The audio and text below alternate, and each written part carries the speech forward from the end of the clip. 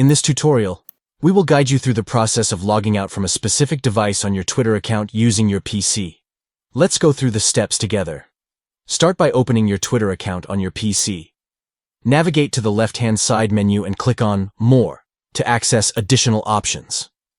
Next, click or tap on the Settings and Privacy button within the menu. Within the Settings menu, locate and select the Account option. Scroll down to the Data and Permissions section and click or tap on Apps and Sessions.